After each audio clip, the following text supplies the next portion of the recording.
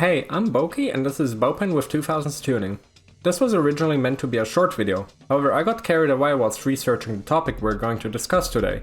I will explain to you the origins of light swaps and front or rear end conversions on sport compacts in the early 2000s. Back in the day when the import car show boom happened, building the coolest looking and most creative car was the standard in order to win prizes and get attention from sponsors. But eventually you reach a point where cars don't stand out from each other anymore. This is where unique modifications come in. But things such as light conversions weren't a new trend in the car scene in the 90s. Some of the earliest examples can be dated back to the late 40s. However, since finding information about this for me is unbelievably difficult, I won't go into too much detail here. But I do believe that it is important to talk about this part of history regardless. Back in the late 50s to early 60s, custom cars started to become more and more popular in the US. And similar to sport compact car builders in the 90s and 2000s, customizers wanted to create uniquely modified cars. At the time, one of the most popular light conversions were the lights from 1958 Lincolns. Those were used to convert cars from dual to quad headlights, often combined with either a custom front grille or even a complete front-end swap, as you can see on this 1950s Ford. I'll leave two links in the video description that will lead you to a page that I'd describe as a Wikipedia for old custom builds, and one that's a forum with a bunch of photos of specific cars and events. While I can't tell you about the very first light swaps ever, since that isn't the point of the video, the earliest swaps in the sport compact scene have been documented inside Import Tuner and Superstreet magazines. But before we look at some examples, I need to clarify that I will talk about both conversions that require custom bodywork and also plug-and-play swaps. So let me start off with that. Something that was very common back then and still is today is for people to change their car's front end with another one that came out in a different market. The perfect examples are the Nissan 240 SX or third generation Acura Integra. The PS13 Coupe in the US was only offered with the Sharknose front end, while the Japanese Silvia Coupe's front end featured fixed headlights which weren't offered in North America. You are able to swap the Silvia's front end onto a Coupe and vice versa without any modifications. Meanwhile, the Integra had a different facelift in the US, which kept the circular lights, while Japan changed from the 4-eyes front to a different face entirely in 1994, and that one was facelifted again later in 1998. Some of the more notable examples of the simpler conversions I want to highlight are the 240s from Mark Hutchinson from Slide Squad, Vaughn Gidden Jr. from Drift Alliance, and Jared Tsai from Pacific Rim, but also the Integras from Chris Rios from Team Emotion, Sam Cotby from Team Wisdom, and Mike Chang from Team Hybrid.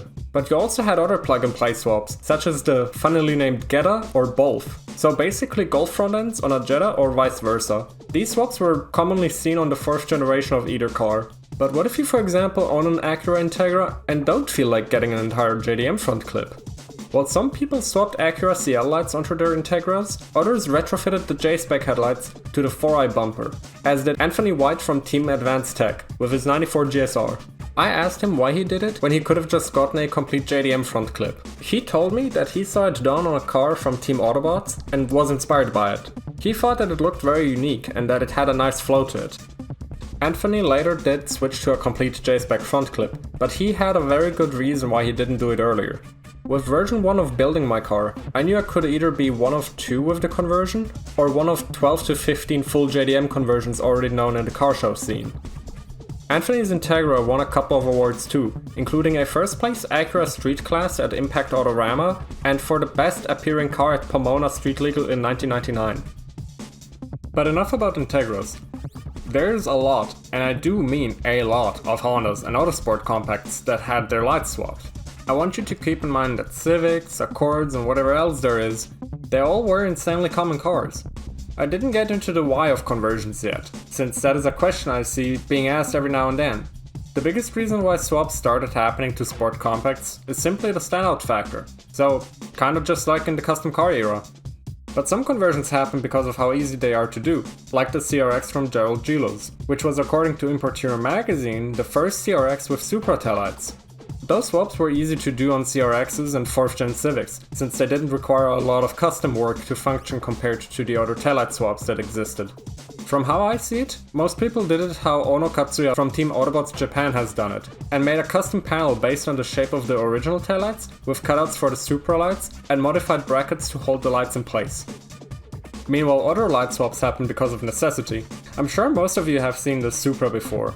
The car was involved in a front-end accident, and because it's from Chile, where the Supra was never sold and getting replacement parts at the time was basically impossible, the owner decided to go with a Mazda 6 front-end instead.